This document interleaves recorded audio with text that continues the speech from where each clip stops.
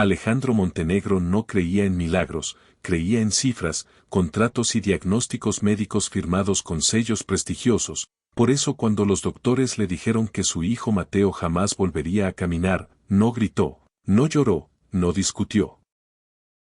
Simplemente asintió, como quien acepta una pérdida financiera inevitable, pero esa aceptación fue el principio de una grieta que empezó a romperlo por dentro, porque aunque era uno de los millonarios más influyentes del país, dueño de empresas, edificios y una fortuna que salía en revistas, no había dinero suficiente para comprar una segunda oportunidad para su hijo, y desde ese día la mansión dejó de sentirse como un hogar y comenzó a parecer un mausoleo de silencios, donde cada pasillo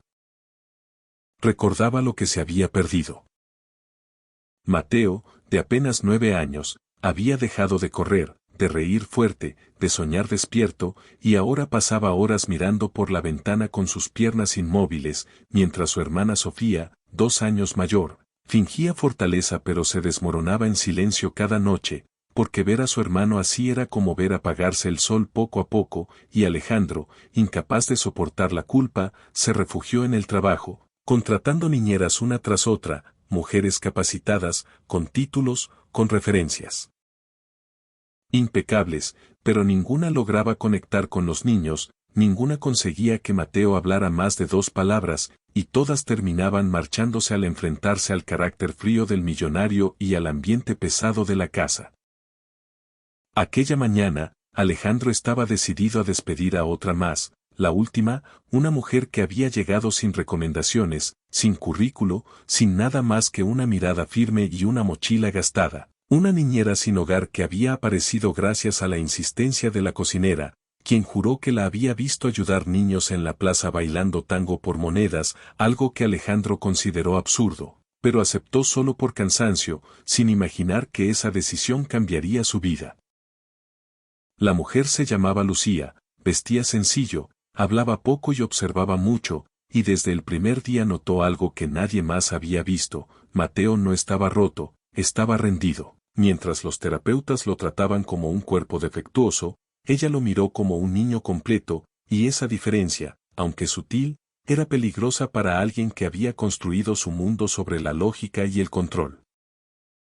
Esa mañana, Alejandro bajaba las escaleras con el ceño fruncido, dispuesto a terminar con ese experimento ridículo, cuando escuchó música, una música prohibida en su casa desde el accidente, una melodía lenta, profunda, cargada de nostalgia, tango. El sonido venía del patio trasero, y al llegar, Alejandro se quedó paralizado al ver la escena.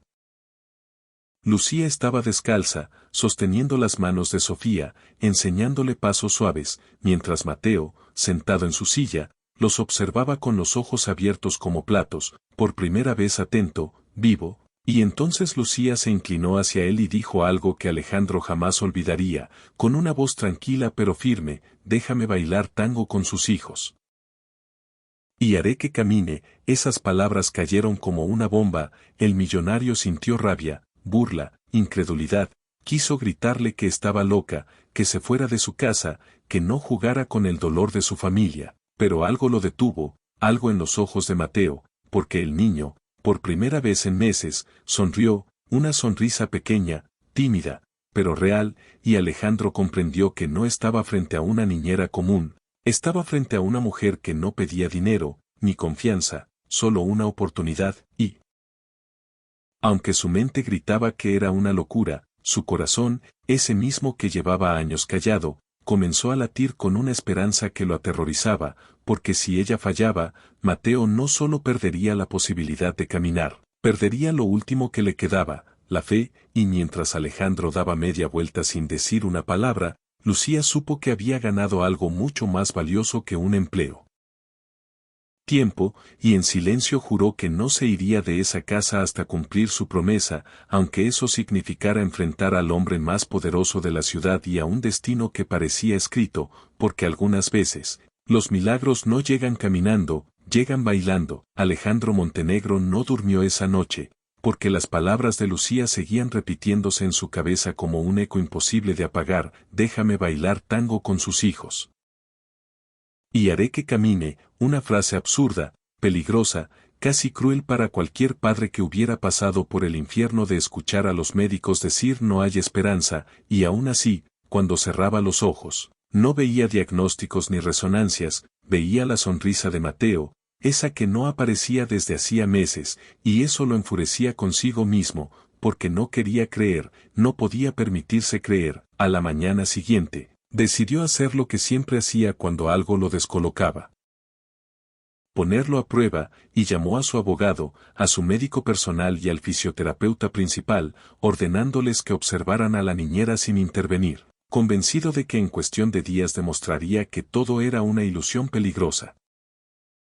Lucía, por su parte, despertó antes del amanecer en el pequeño cuarto de servicio, se sentó en el suelo, cerró los ojos y respiró profundo, porque sabía que ese día empezaba la verdadera batalla, no contra la medicina ni contra el dinero, sino contra el miedo de un padre que había perdido la fe.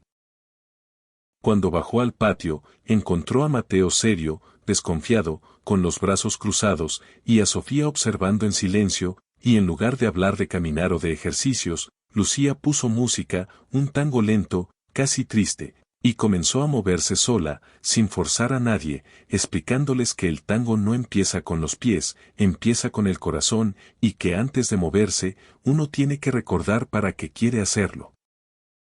Alejandro observaba desde lejos, esperando el momento exacto para detener aquella locura, pero algo ocurrió que no estaba en sus planes.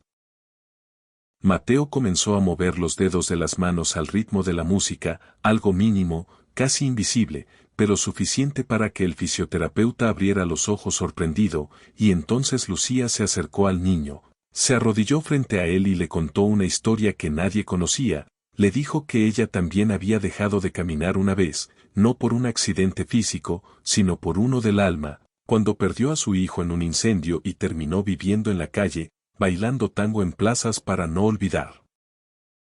quién era, y que un día, un anciano desconocido la tomó de las manos y la hizo girar, diciéndole que mientras pudiera bailar, todavía estaba viva. Esas palabras atravesaron a Alejandro como un cuchillo, porque no esperaba humanidad, esperaba fraude, y por primera vez se dio cuenta de que no sabía nada de la mujer que cuidaba a sus hijos, ni de por qué alguien sin hogar elegiría quedarse en una casa llena de dolor. Los días pasaron y Lucía no hablaba de milagros, hablaba de ritmo, de equilibrio, de confianza, hacía que Sofía guiara a Mateo desde la silla, que le hablara, que lo mirara a los ojos, y algo empezó a cambiar, no en las piernas del niño, sino en su postura, en su respiración, en su forma de mirar el mundo, hasta que una tarde, mientras Alejandro discutía por teléfono un contrato millonario, escuchó un grito ahogado en el patio. Corrió aterrorizado pensando lo peor, y se encontró con una escena que le cortó la voz. Mateo estaba de pie, sostenido por Lucía y Sofía, temblando, llorando, pero de pie, apenas unos segundos, lo suficientes para que el silencio de la mansión se rompiera para siempre. El médico reaccionó diciendo que era un reflejo involuntario, que no significaba nada, pero Alejandro cayó de rodillas sin darse cuenta, porque en ese instante entendió que el verdadero miedo no era que Lucía fallara, sino que tuviera razón, y que todo lo que había creído imposible durante meses tal vez solo necesitaba algo que el dinero jamás pudo comprar: amor, paciencia y una razón para moverse. Esa noche, Alejandro llamó a Lucía a su despacho, le ofreció dinero, una casa, estabilidad, pero ella negó con la cabeza y dijo algo que lo dejó helado: no vine por eso. Vine porque su hijo me recordó al mío, y por primera vez en su vida, el millonario no supo qué responder, porque comprendió que la mujer a la que había subestimado tenía algo que él había perdido hacía mucho tiempo, y que el verdadero milagro apenas estaba comenzando, aunque el precio emocional sería más alto de lo que cualquiera de ellos imaginaba. La noticia se esparció por la mansión como un relámpago silencioso. Mateo se había puesto de pie, y aunque fueron apenas segundos, suficientes para romper meses de resignación, el equipo médico reaccionó con alarma, no con esperanza, porque para ellos aquello representaba un riesgo, una ilusión peligrosa que podía terminar en una caída devastadora, y esa misma tarde Alejandro recibió un informe contundente, frío, firmado por 3 especialistas. donde se le exigía suspender inmediatamente cualquier actividad no controlada, especialmente los movimientos rítmicos sin supervisión clínica, una forma elegante de decir que Lucía debía irse. Alejandro sostuvo el papel con manos temblorosas, porque una parte de él quería obedecer, refugiarse en la seguridad de la ciencia, en el respaldo legal, en lo que siempre había controlado su vida, pero otra parte, la que había despertado al ver a su hijo de pie, se negaba a retroceder, y esa noche, durante la cena, el conflicto estalló. Sofía defendió a Lucía con una fuerza que sorprendió a todos, diciendo que por primera vez su hermano quería levantarse por las mañanas, que por primera vez. Hablaba de futuro, mientras Mateo, con voz bajita pero firme, dijo algo que dejó la mesa en silencio absoluto: si ella se va, yo no quiero seguir. Palabras simples, devastadoras, que atravesaron a Alejandro más que cualquier amenaza legal. Al día siguiente, el millonario citó a Lucía al jardín y le mostró el informe médico, esperando ver miedo o retirada, pero ella leyó con calma, respiró profundo y respondió que no estaba luchando contra la medicina, sino contra la desesperanza, que nunca había obligado a Mateo a nada, que el cuerpo solo sigue al alma cuando ésta vuelve a creer, y entonces reveló algo que nadie sabía. Antes de vivir en la calle, ella había sido bailarina profesional de tango terapéutico en hospitales de rehabilitación en Argentina, hasta que la tragedia le arrebató todo, incluidos sus documentos, su carrera y su fe en sí misma. Alejandro quedó en shock, porque por primera vez entendió que no estaba frente a una improvisada, sino frente a alguien que había caminado ese camino antes, alguien que sabía lo que estaba haciendo, y aún así, la presión aumentaba. Los médicos amenazaron con retirarse del caso, el abogado habló de responsabilidades legales, y la prensa comenzó a rondar la casa cuando alguien filtró la historia del niño millonario que camina gracias a una niñera sin hogar, convirtiendo el milagro en un escándalo. Esa noche, mientras las cámaras esperaban afuera, Alejandro tomó la decisión más difícil de su vida y le pidió a Lucía que se fuera, no porque dejara de creer, sino porque no podía protegerla del mundo que se le venía encima, y cuando ella hizo su maleta sin discutir, Mateo rompió en llanto, abrazando sus piernas sin fuerza, suplicándole que no lo abandonara como todos los demás, y Lucía, con lágrimas contenidas, se inclinó y le susurró que el tango no vive en los pies, vive en el corazón, y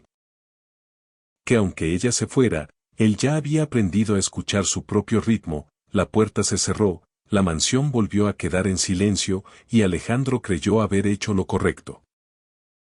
Hasta que 3 días después, Mateo se negó a levantarse de la cama, perdió el progreso, dejó de comer y de hablar, y una madrugada, Sofía despertó a su padre con el rostro pálido, diciendo que algo estaba mal, muy mal, porque su hermano no sentía las piernas, y mientras la ambulancia llegaba, Alejandro entendió con horror que había cometido el mismo error que siempre, escuchar a todos, menos a su hijo, y mientras las sirenas rompían la noche, una pregunta lo atormentaba sin descanso. ¿Y si el verdadero milagro no era que Mateo caminara, sino que alguien se quedara cuando todo el mundo se iba?